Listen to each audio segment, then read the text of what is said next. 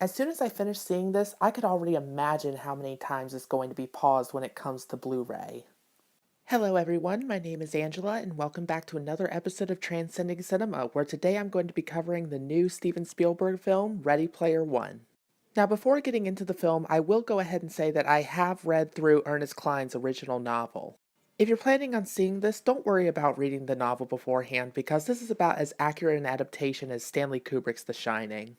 It shares similar character names and occasional little beats from the original story, but for the most part, most of this is new material. However, as a film critic who prefers to judge adaptations based on their own merit as a film, this will actually make it a lot easier for me since there won't be much to compare to. So with that being said, let's take a look at Ready Player One as a film itself. For those who don't know the story, the film follows a future where the world is so terrible that everyone escapes their humdrums in life by going into a virtual reality experience called the Oasis. The Oasis is a world created by a man named James Halliday where anybody can create anything that comes to their mind. However, when the creator dies, a contest is announced that will determine who will be the new head of the Oasis. Think of it kind of like Willy Wonka and the Chocolate Factory, only more technological. In the 5 years that the contest has been running, though, nobody's been able to get to the first key to the Easter egg. That is, of course, until our main protagonist, Wade Watts, figures out a way. There's so much to this story that I'm just going to stop right there, but I'm going to go ahead and begin by saying I had a lot of fun with this film. Yes, the big selling point is nostalgia by having all these icons of pop culture joined together on the big screen. But the overall execution, while flawed, was tons of fun to watch. I actually quite enjoyed Ty Sheridan as Wade Watts. He did an excellent job portraying a character that was trying to get into the mind of the man he idolizes. He's not exactly the most well written character in film history, since a lot of his backstory is just kind of crammed into the first 20 minutes. But it was a lot of fun following him on his journey as he tried to figure out the clues to finding the Easter egg. He got a lot of really great scenes in the film's multiple action sequences, and following his deduction was incredibly intriguing. I also enjoyed Artemis as her own individual character. Olivia Cook does a fantastic job portraying her rebellious spirit. She's always given something to do, even at times subverting certain expectations. However, when it comes to her and Wade together, this is where the flaws begin to come out.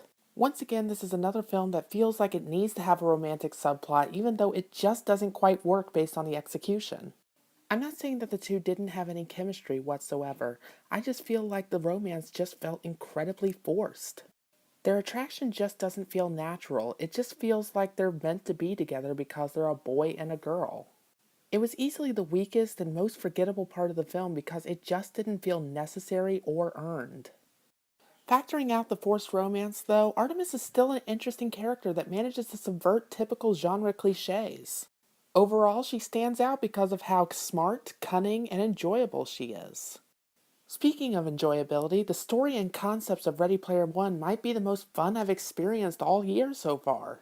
The story is simple enough because it's basically Willy Wonka and the Chocolate Factory in a video game setting. But the level of detail in both the Oasis and the real world makes it so difficult not to be drawn in. The overall execution of this film has such a nice blend of humor, action, and just insanely imaginative ideas, including one scene in particular that involves seeking the second key for the contest. I won't spoil it here because it is my favorite scene in the movie, but as a hardcore fan of the horror genre and one film in particular, this 10-minute scene just blew my mind and made me so giddy. And the person that I have to give credence to for this amazing tone and balance has to be the director himself, Steven Spielberg. This man was by far the best choice for directing this film. Spielberg was such a staple of the 1980s with films such as E.T. and Raiders of the Lost Ark. He recaptures that tone almost verbatim in this film. So not only is this a celebration of the great films Spielberg created, it's also a return to form for him. This isn't to say that he hasn't created good films recently, it's far from it, but this is the first time in quite a while that he's created a film that recaptures the magic that made him so popular when he was at his prime in the 1980s. Overall, Ready Player One is by no means a masterpiece.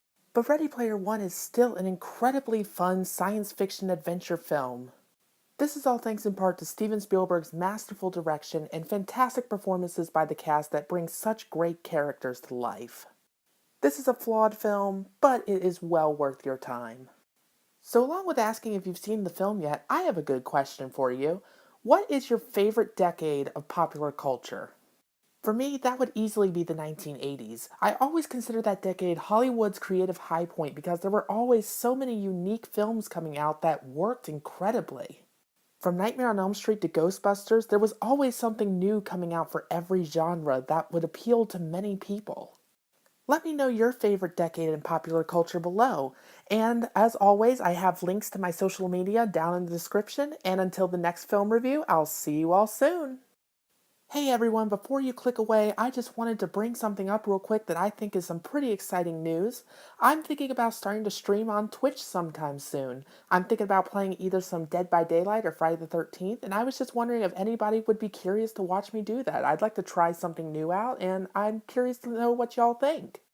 Just leave your thoughts on it in the comments below, and I'll even include a link to my Twitch in the description. And until next time, I'll see everybody soon.